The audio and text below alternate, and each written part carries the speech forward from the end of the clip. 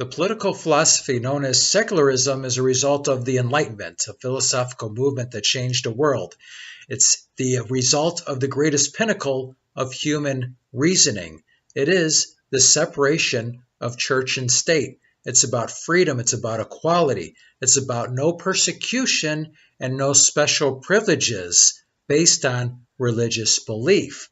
Secularism is the opposite of a theocracy. In a theocracy, there isn't civil law, that's the law of the land.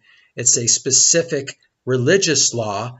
And if you belong to a different religion than the state, you can even be taxed. You can be penalized. Secularism is also the opposite of state atheism, where the government is atheistic and you can be penalized for being religious.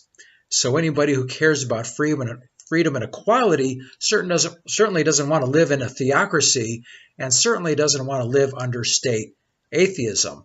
Now, secularism is under attack and has been under attack for years because when you follow secularism, you shouldn't have "In God We Trust" as your national motto. You shouldn't have God on paper currency. You shouldn't have "Under God" in the Pledge of Allegiance. And there's people who think that those things are really important, and so they criticize secularism. But these people really should look at history, because when you look at the greatest generation, when you look at the men who fought in World War II and drove the Nazis out of Africa and Europe, the women who took over the factories and production, the greatest generation, the generation that was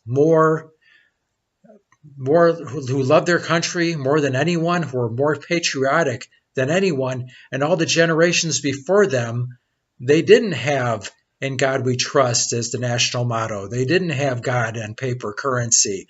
They didn't have "Under God" and the Pledge of Allegiance. So if they didn't need that, then why is it that we do? If they were able to do just fine without it, certainly we can as well.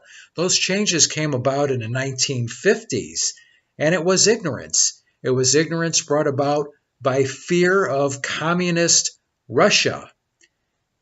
Let's suppose these changes in the 1950s never happened. Let's suppose our national motto was still "E Pluribus Unum," out of many, one.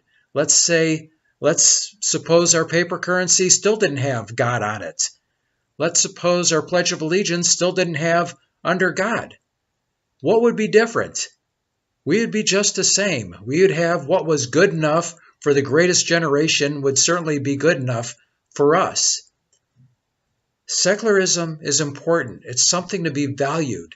And it's sad to see people attack something that should be valued in defense of something that's completely frivolous. Hopefully people wise up someday.